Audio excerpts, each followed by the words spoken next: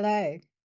Let's talk about medication. I should probably put it on the side that doesn't have my details on it. Okay, I'm going to talk about this medication from my perspective. However, this is relevant to all medications and all thyroid medications. So you may find this startlingly interesting. You may already know this information, but I thought it was really important to bring it to your attention because some of the things I found out about this actually blew my mind. Are you ready?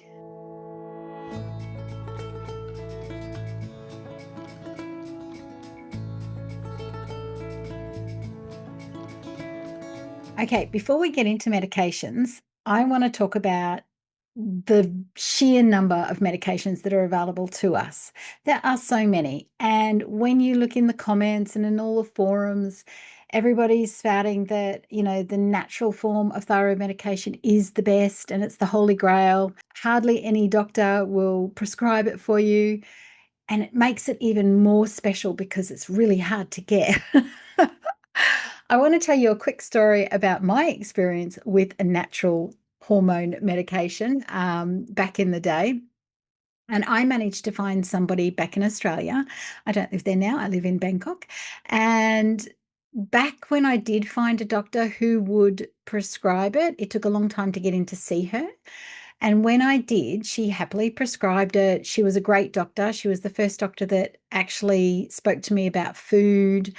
And when I told her that I was having purple porridge was my choice of breakfast every day at the time, and she said to me, "But do you enjoy it?" She was the first person that actually brought to my attention that, well, it's great eating healthy food, but if you don't enjoy it, the stress of eating it is actually probably more detrimental to your health than eating some other kind of food. So that was really interesting. Anyway, I digress. That doctor put me on the natural desiccated thyroid hormone. And I was on it for a few months. I started really well and I started to lose weight. Amazing. But what happened was, as time went by, I became depressed. I don't know why. I don't know what the mechanism is behind this, but I've heard of many of you who have come in and said that you had the same thing happen for you. And I got to a point where my husband was literally saying to me, right, you need to get out of bed, right? You need to have a shower, right? We're going to go for a walk on the beach. And so he could see I needed to be led because I was just walking through a maze and felt so sad and I couldn't work out why. It was one of those walks on the beach that I suddenly went, oh, I changed my medication. It was just this thing that suddenly hit me, which we wouldn't ordinarily think about, especially in a situation where I had been searching down this holy grail of medication. It can't possibly be making me worse, right? It's got to have been the miracle cure. Didn't work that way. As soon as I sort of that hit my brain that, oh, hang on, I have changed something. I changed my medication. I still had standard T4 back in the fridge. So the very next day, went straight back to taking just my standard levothyroxine and the depression lifted.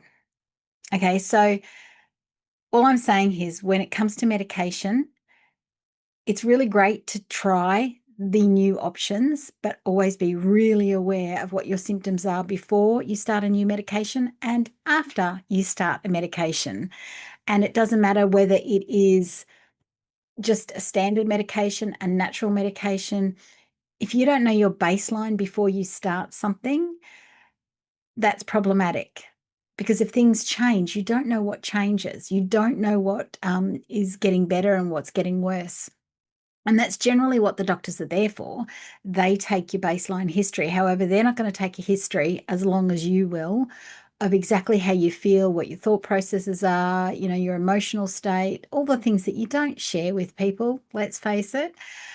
And so that you can track where you're at. And us thyroid people, we're really, really good at masking how we actually feel from an anxiety and depression perspective. We just keep on going. do we not? We don't let the world know how we're actually feeling. We don't let the world know when we need help because we just think we can do it. We can do it. We can sort this out. We've got everybody else to take care of first. Okay. Don't tell me I'm wrong here because I know I'm not. Okay. So, with this medication, for example, I need this, right? I've been on thyroid medication since I was 21 years old. I am 55. Okay, so I've been on it for a very long time. When you take synthetic medication of any kind for any reason, even if you need it, I'm not saying, you're being a baby or anything like this, and I certainly am not being a baby because without it, I'm in trouble. But what happens is over a long term, from your thyroid perspective or whatever it is it's helping you with, tends to make that organ or that process lazier. My thyroid's kicking up on the couch because it doesn't have to do anything. I'm doing it for it. And so that's why over time, if you've been on thyroxine for a really long time, you've been on thyroid medication for a really long time, that the thyroid just kind of withers away and shrinks and disappears because it doesn't have to do anything. Okay, so our glands, our organs, our systems, they're designed to actually do stuff. And if they're not having to do stuff because something's doing it for it, then it kind of just withers away. So that's a bit problematic. So it's finding this fine line of taking the medication when you need it, being aware of what your body felt like, looked like beforehand, and what it looks like while you're through it, and still finding your own personal root cause or lifestyle changes or whatever it was that kicked the thyroid into suboptimal levels in the first place. Okay, there is no one root cause. Just let's be clear here. There is no one root cause for anybody. Everybody is different as to why their thyroid has kicked it. Generally, the last thing that kicks it over the edge is stress. So it'll generally be diet and lifestyle potentially that starts it on the rocky road.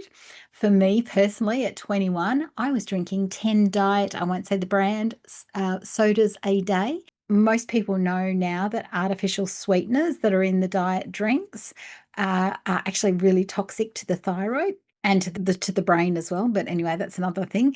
And so I was drinking 10 of these a day because of the lifestyle I was living. It was just what I lived off all day. I was 21 years old. I was doing all the things. And this was one thing that kicked my thyroid over the edge or sent it down the wrong path.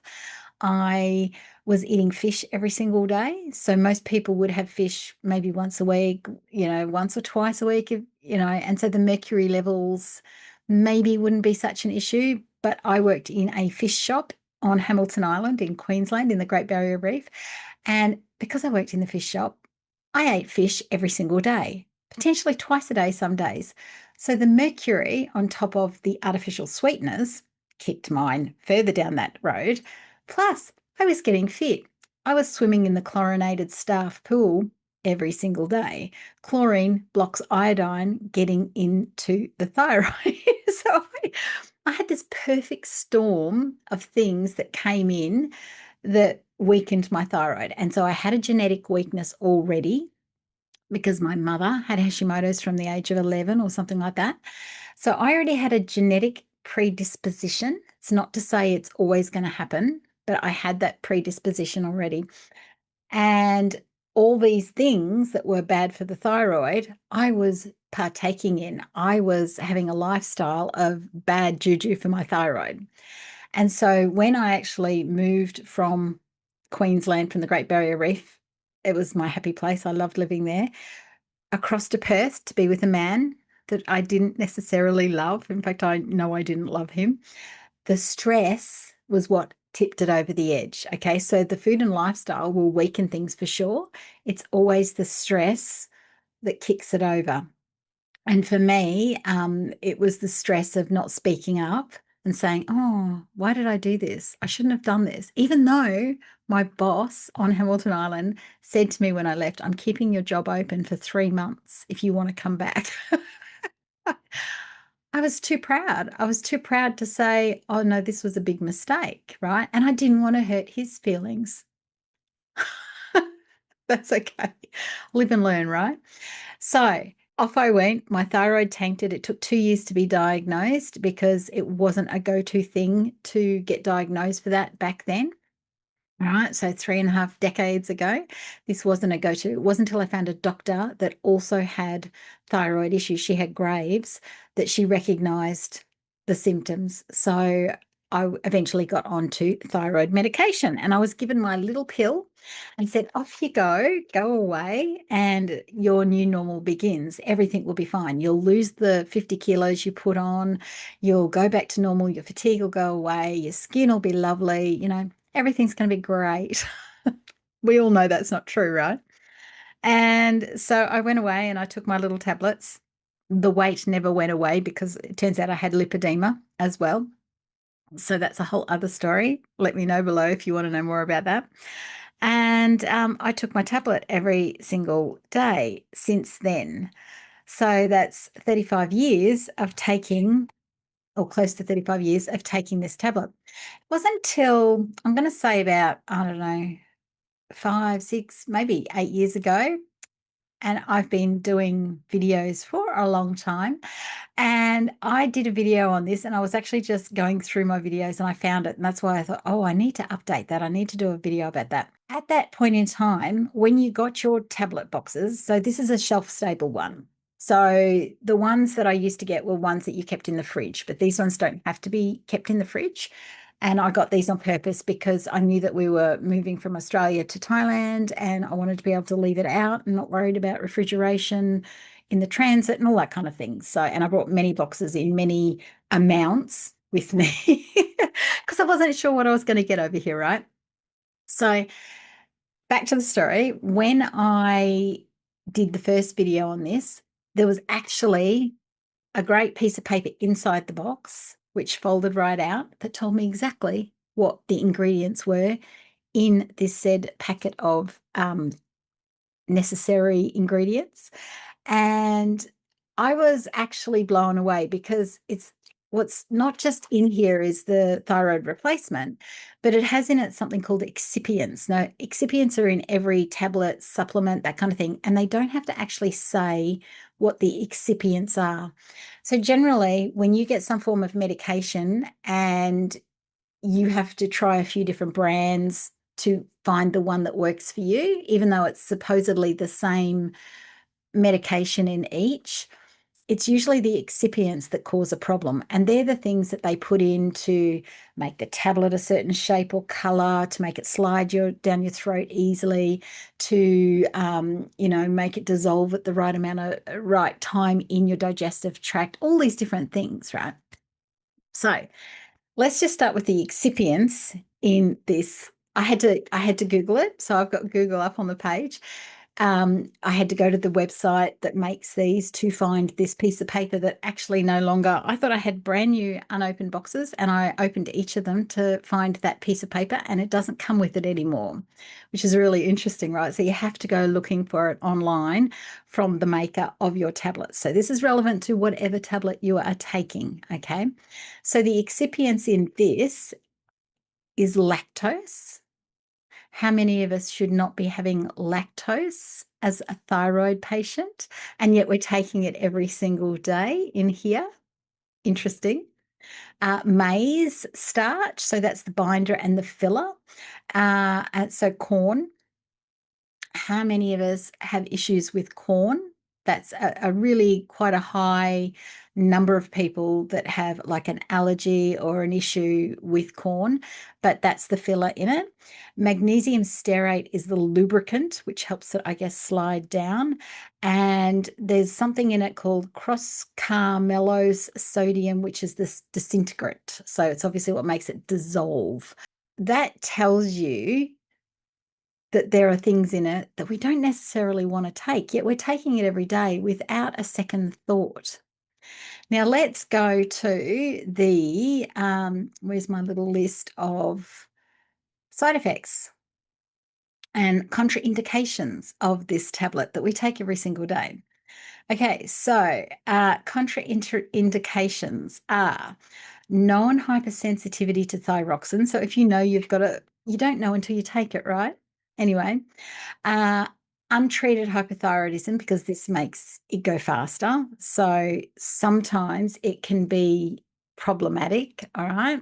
Adrenal insufficiency, thyrotoxicosis. So obviously these are all things that you've got a fast thyroid. So you shouldn't be taking thyroid medication like T4 if you've already got a fast running thyroid issue. Acute myocardial infarction, so heart attacks. Pregnancy, it says during pregnancy, combination of levothyroxine and antithyroid agents for the treatment of hypothyroidism is contraindicated. I took it all the way through my pregnancy. Okay. So it also goes through, you shouldn't have it if you have some sort of cardiac issues, cortisone deficiencies. It has an effect on bone mineral density. It should be watched if you have diabetes. Oh, it can cause myxedema, so fluid retention, which comes with thyroid issues. Malabsorption syndromes is a problem. Oh, there is just, honestly, you need to go through your own tablets and what you have. So all you need to do is to go into Google and find and search side effects for the name of your tablet and spell it out like in full. Don't just put thyroxine or whatever medication you're taking for hypo, antibodies, doesn't matter, whatever it is.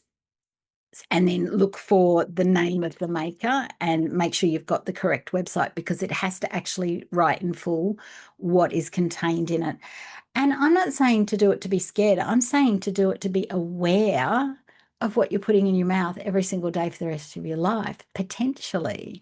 And it's why I've always made an effort to lower my medication, because I know every single day I'm taking lactose. Every single day I'm ingesting corn, even though for the most part I don't eat corn.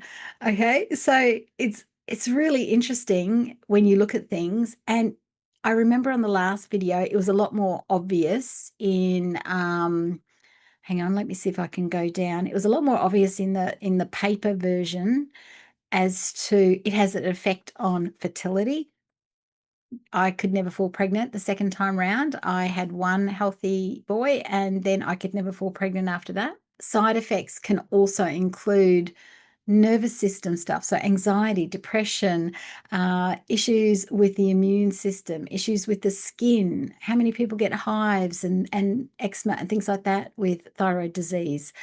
Reproductive health, neuromuscular system. How many of us have really weak muscles or get muscle cramps, hypersensitivity reactions, and intolerance, sweating, increased appetite. Although for most of us, I'm going to say with taking this, it's lack of appetite and decreased bone mineral density. There's just so many things. And what happens is we think, oh, fatigue, oh, hair loss. Yeah, that's normal for thyroid disease, rather than understanding that it could be the medication, not the actual thyroid disease that you have at the time. So when I got my first lot of thyroid medication, I didn't have to, or when they finally found out that I had thyroid disease, my main symptoms were weight gain and extreme fatigue. That was pretty much it. I didn't have dry skin. I didn't have any rashes or anything like that. There was nothing much else going on for me. It was just those two things. Fast forward a couple of years on medication, I had pretty much all of it. So you got to wonder, right? And there's nothing I can do about it, and there's nothing you can do about it, but you can be aware of what's actually in the medication you take. And whenever I work with people from a client perspective, that's one of the first things we do is what's in the medications, the supplements, those sorts of things that you are actually taking. Okay, that's really important to know, because there's these sneaky little things in there to make it slide down and dissolve at the right time, all that sort of thing, that we're just not aware is that we're ingesting every day. So that's all I wanted to bring to your attention today. If you already have found this out about your own medication, or you've done this little exercise, come back and tell me what you found and whether or not you are looking for a different version, a different brand, a different maker of your tablet because of what you found inside it. And I'm not saying you need to go off medication. I am saying that you need to be aware of what's in it in case there's anything in it that's actually in stark contrast to what you've got going on for yourself personally, from a health perspective or from an emotional perspective, you need to know. So I always say that we need to be fully in charge of our own health because nobody is as interested in our health as we are.